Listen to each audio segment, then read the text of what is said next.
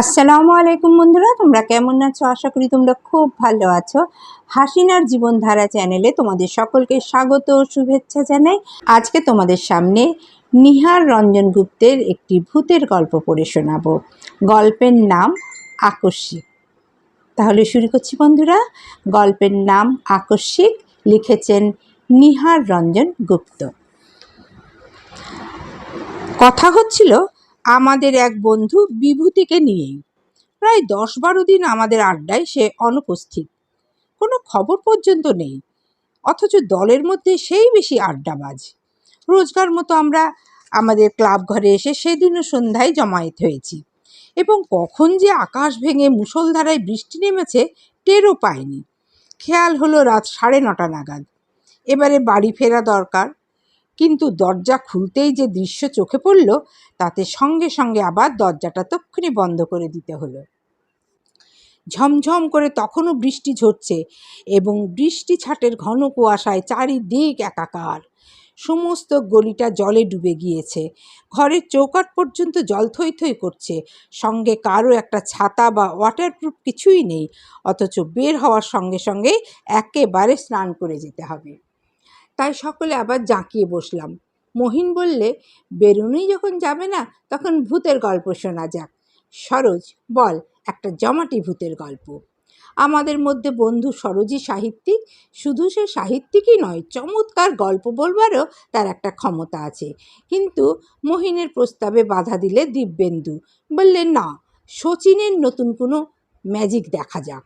আমি প্রস্তাবে এবার সাই দিয়ে বললাম, হ্যাঁ, সেই ভালো, শচীন শুরু কর। আমাদের দলের মধ্যে শচীন অ্যামেচার ম্যাজিশিয়ান না হলেও ম্যাজিকে সত্যিই তার বাহাদুরি ছিল। আশ্চর্য রকমের ম্যাজিক এক এক সময় আমাদের দেখিয়ে সে কতদিন তাক লাগিয়ে দিয়েছে। ঘরের এক কোণে একটা চেয়ারে বসে শচীন আপন মনে একটা সিগারেট টানছিল। আমার প্রস্তাবে সে বলল, ম্যাজিক যে দেখাবো, তা জিনিসপত্র কোথায়? ঠাট্টা করে সরোজ বললে, জিনিসপত্র না হলে ম্যাজিক দেখাতে পারবি না? তবে কিসের ছাই তোর ম্যাজিক? ঠিক আছে, শুধু হাতেই দেখাবো। সকলে উৎসাহিত হয়ে উঠলাম। ঘরের আলোটা নিভিয়ে দে, শচীন বললে। আলোটা নিভিয়ে দিয়ে একটা ক্যান্ডেল জ্বালিয়ে টেবিলের উপর রাখ। শচীনের কথা মতো তাই করা হলো। একটা মাত্র ক্যান্ডেলের আলো ঘরের মধ্যে অদ্ভুত আলো ছায়া সৃষ্টি করেছে। আলোর শিখার একটা ছায়া সেই আধো আলো আধারে দেয়ালের গায়ে কাঁপছে। বাইরে সমানে পড়ছে বৃষ্টি। শচীন তার পূর্বের আসনেই বসা। আমরা 12 জন ঘরের একদিকে গা ঘেঁষাঘেঁষি করে বসেছি। কিরে, কই শুরু কর তোর ম্যাজিক, সরোজ বললে। চুপ কর, কথা বলিস না, ভারী গলায় বললে শচীন। তারপর সবাই চুপচাপ। 1 মিনিট 2 মিনিট করে প্রায় 15 মিনিট কেটে গেল। সবাই অধৈর্য হয়ে উঠেছে। এমন সময় সরোজ আবার প্রশ্ন করলে, কিরে শচী, ঘুমালি নাকি বাবা? চুপ, দরজাটা খুলে দে, কে এসেছে দেখ, শচীন বললে। সত্যি জলের ছপ ছপ একটা শব্দ সকলেই আমরা শুনতে পেলাম। শব্দটা ক্রমে এগিয়ে এসে বন্ধ দরজার কাছেই থামল। তারপর দরজার গায়ে শব্দ উঠল, টুক টুক। কে? আবার শব্দ, টুক টুক। আমি উঠে গিয়ে দরজাটা খুললাম। সঙ্গে সঙ্গে একবার বিদ্যুৎ চমকালো। সেই ক্ষণিক আলোর দীপ্তিতে দেখলাম কে যেন একজন ঠিক দোরগোড়াতেই নিঃশব্দে দাঁড়িয়ে আছে, অস্পষ্ট একটা ছায়ার মতো। কে? কিন্তু আগন্তুক আমার প্রশ্নের কোনো সাড়া দিল না। খানিকটা জমাট কুয়াশার মতোই যেন পাশ কাটিয়ে ঘরে গিয়ে ঢুকতেই আমি দরজাটা যেমন বন্ধ করেছি, সঙ্গে সঙ্গে দমকা হাওয়ায় ঘরের একটি মাত্র ক্যান্ডেলের আলোটি নির্বাপিত হলো। মুহূর্তে নিশ্ছিদ্র অন্ধকার চারিদিক গ্রাস করল। এবারে শচীন প্রশ্ন করল, তুমি কে? আমি বিভূতি। চাপা দীর্ঘশ্বাসের মতো স্বাভাবিক গলায় সাড়া এলো। বিভূতি? কে বিভূতি?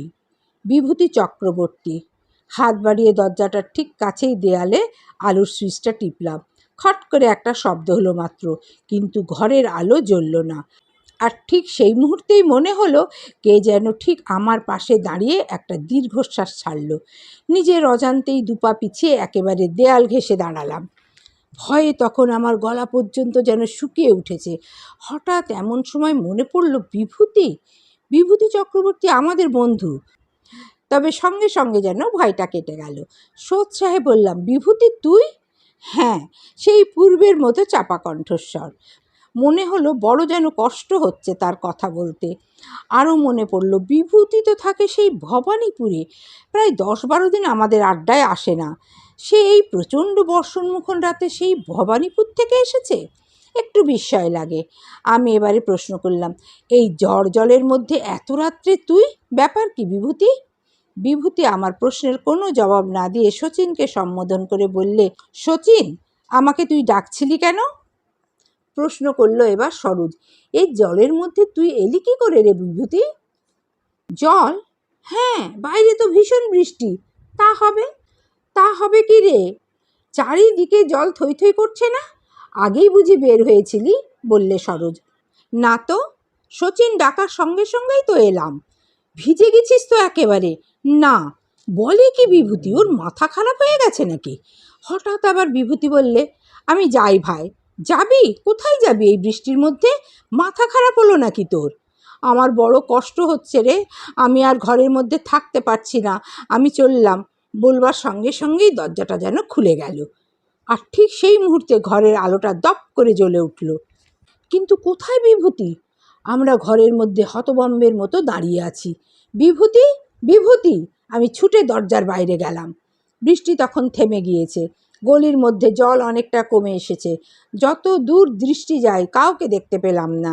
কেবল জলের মধ্যে দিয়ে কারো হেঁটে যাবার ছপ ছপ শব্দ কানে ভেসে এলো।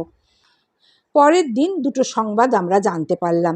একটি সংবাদপত্রে প্রকাশিত হয়েছিল, গত রাত্রে প্রচণ্ড 3 ঘণ্টাব্যাপী বৃষ্টির মধ্যে শহরের শ্যামবাজার অঞ্চলের বিদ্যুৎ সরবরাহ মিনিট 20 জন্য বন্ধ হয়ে গিয়েছিল, রাত্রি 9:45 থেকে 10:05 পর্যন্ত।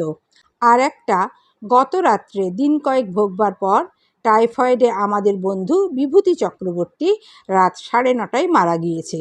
তারপর কত দিন কেটে গিয়েছে, কিন্তু সমস্ত ঘটনাটা আজও অস্পষ্ট হয়ে আছে। তবে স্বীকার করতে পারিনি তেমন ব্যাপারটার মধ্যে শচীনের কোনো ম্যাজিকের কেরামতি আছে। যেমনি এও স্বীকার করে নিতে মন চায়নি যে ব্যাপারটার মধ্যে কোনো কিছু ভৌতিক ব্যাপার আছে। তবে যা ঘটেছিল তা বর্ণে বর্ণে সত্যি। বন্ধুরা, তোমাদের যদি গল্পটা ভালো লেগে থাকে তাহলে লাইক, কমেন্ট, শেয়ার করো, পাশে থেকো। নতুন হলে সাবস্ক্রাইব করতে কিন্তু ভুলো না। অফুরন্ত স্নেহ, ভালোবাসা, শ্রদ্ধা জানিয়ে এখানেই শেষ করছি। আবার আসবো নতুন কোনো গল্প নিয়ে তোমাদের সামনে। তোমরা সবাই খুব ভালো থেকো, সুস্থ থেকো, সাবধানে থেকো। আল্লাহ হাফিজ।